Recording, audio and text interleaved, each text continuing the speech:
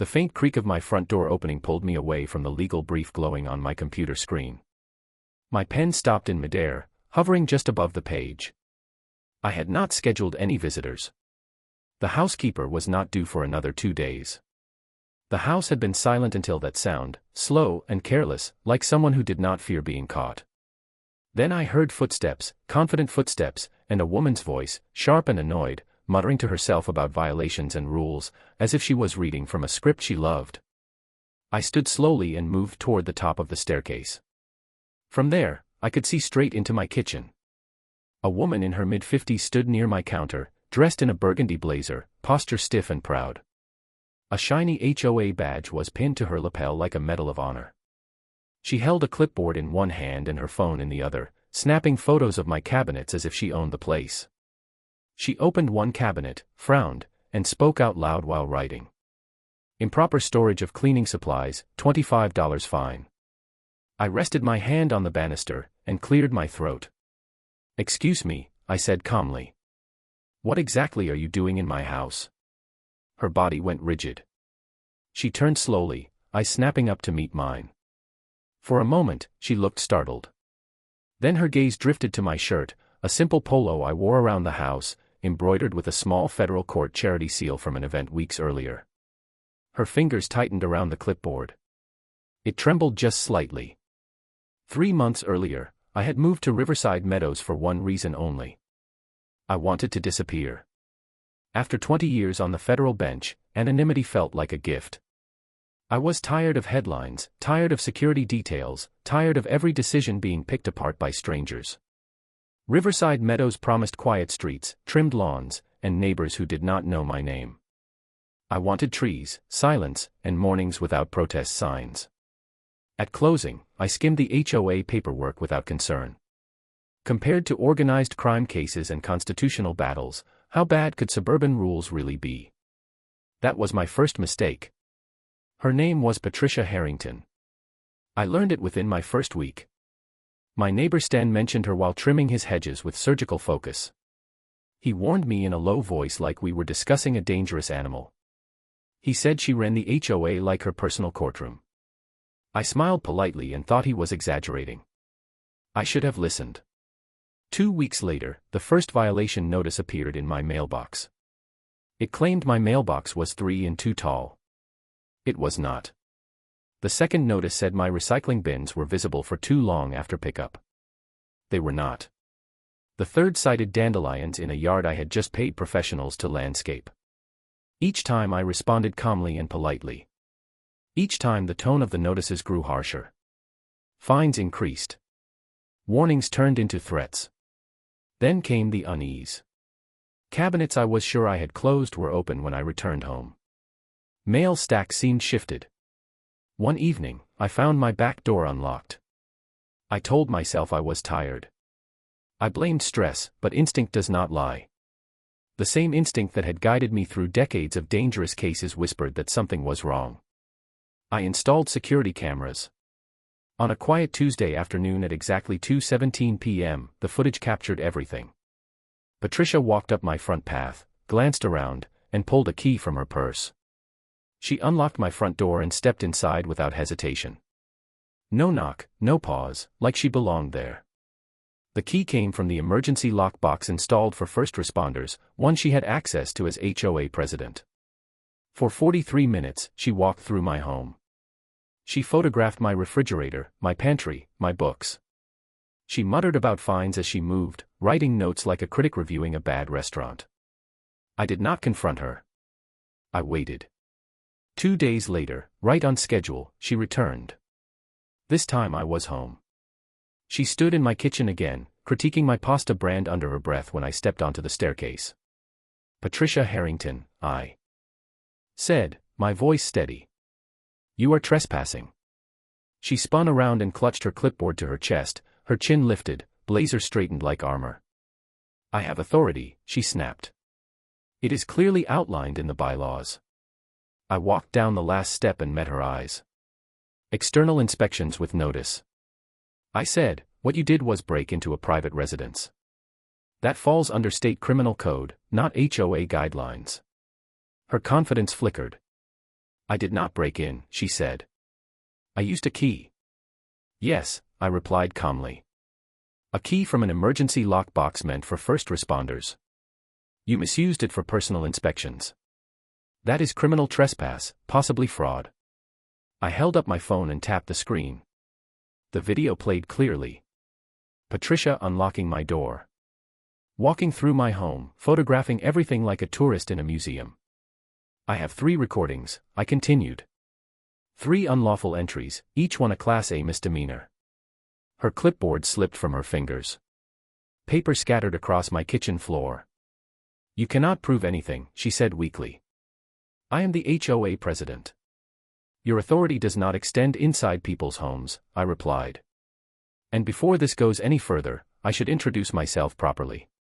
Her eyes searched my face, panic creeping in. Judge Harrison Mitchell, Federal District Court. The color drained from her skin. You are lying, she whispered. Would you like me to call the police to confirm? I asked. Or you may leave now. Either way, charges will be filed. She backed toward the door, voice rising, accusing me of setting her up. I corrected her. You broke the law on your own. She fled onto the porch, turning back just long enough to threaten that the HOA would bury me in fines and that I would regret this. That afternoon, I filed the police report, and that was only the beginning. The police report felt routine to me, but it shook the neighborhood in a way I did not expect. 2 officers walked through my home that afternoon, calm and professional, reviewing the footage frame by frame. They did not need my explanation. The evidence spoke clearly. Keys turning, doors opening. Patricia moving through private rooms with no hesitation. One officer shook his head and said he had seen power trips before, but never one this bold. By the next morning, word spread through Riverside Meadows faster than a summer storm. Neighbors waved differently when I stepped outside. Some avoided eye contact. Others lingered, curious, like they wanted to say something but were afraid. Fear had lived in this place longer than I realized. Patricia did not contact me directly. Instead, I received a certified letter from the HOA's attorney. It claimed I had violated bylaws by installing cameras without approval and accused me of harassment. I read it once, smiled, and placed it neatly into a folder labeled evidence. Old habits die hard. An emergency HOA meeting was scheduled for Friday night at the community clubhouse. Attendance was mandatory, the notice said. The wording was sharp, defensive, almost desperate. I arrived early and took a seat near the back. The room filled quickly. Faces I had only seen from driveways now sat shoulder to shoulder, tense and quiet. Patricia entered last. She wore a navy suit this time, heavier makeup, posture stiff. She did not look at me. An attorney sat beside her, flipping through papers with the enthusiasm of someone who already knew the outcome. The board members looked uneasy. These were volunteers, retirees, parents, not tyrants, just people who had let one exist. The meeting opened with procedural nonsense. Budget notes, lawn care complaints. Then Patricia cleared her throat and stood. There have been serious accusations, she said, her voice tight. Accusations meant to undermine this association and my leadership. A murmur rolled through the room. I raised my hand. The board president hesitated, then nodded. I stood slowly and walked to the front, laptop in hand. I introduced myself by name only. No title, no drama. I connected my laptop to the projector and faced the room. I believe. Facts speak best, I said. I pressed play. The room went silent. The footage filled the screen. Patricia approaching my front door, looking around, unlocking it, walking inside. A gasp rippled through the crowd. Someone whispered, "Oh my God." The timestamp glowed in the corner. April 15th, 2:17 p.m. I clicked to the next clip. April 22nd. Same motion, same confidence, same invasion. By the third clip, April 29th, people were no longer whispering. They were staring. Some looked angry. Others looked sick. A woman in the second row covered her mouth with her hand. I paused the video. This is my home, I said calmly. But it is not only about me. I sat back down. For a long moment, no one spoke. Then a board member cleared his throat and turned to Patricia.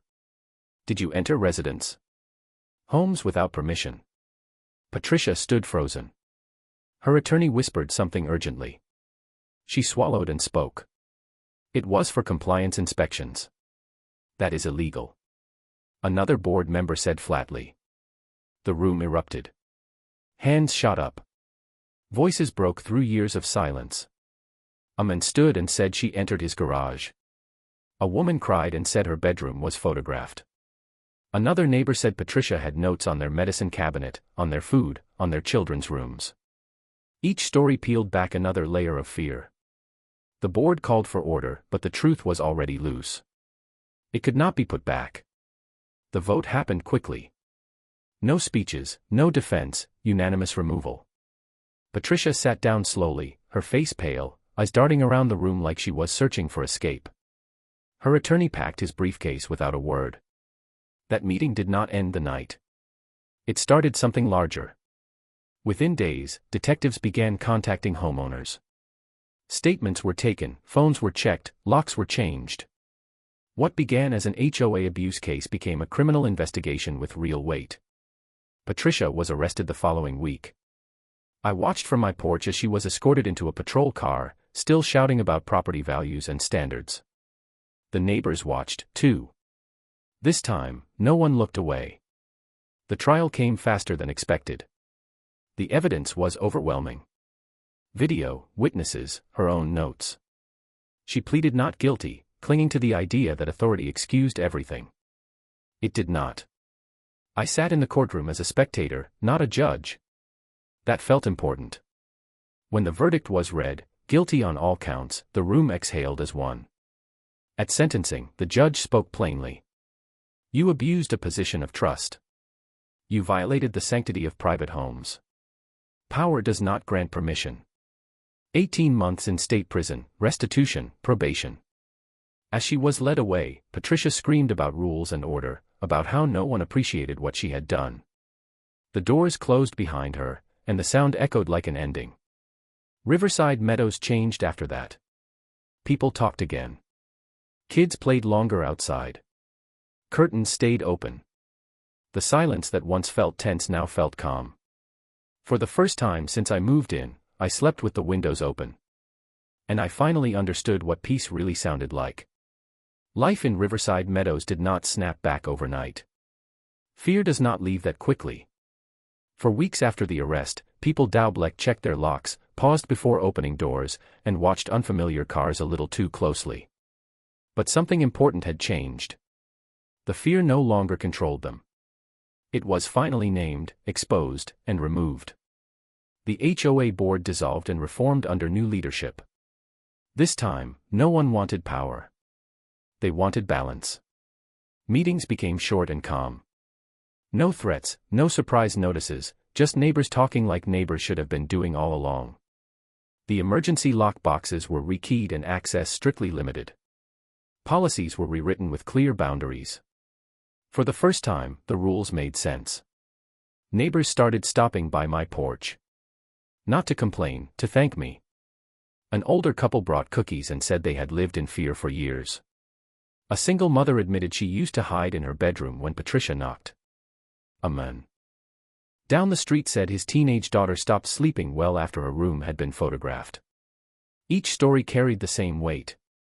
Each one confirmed that this was never just about me. I reminded them that I did not do anything special.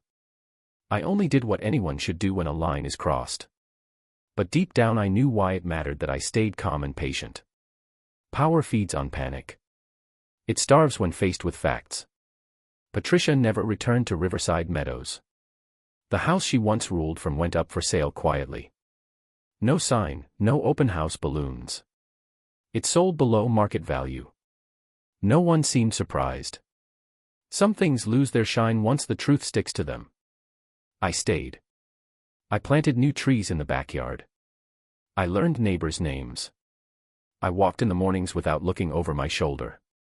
The house finally felt like a home, not a hiding place. Every now and then, someone new moves in and asks about the past. They hear whispers. They notice how careful the HOA is, how respectful. Someone usually smiles and says, "Things used to be different." I never correct them. I did not move to Riverside Meadows to be a judge. I moved here to be a man with a quiet life. And in the end, that is exactly what I got. Peace did not come from authority. It came from accountability.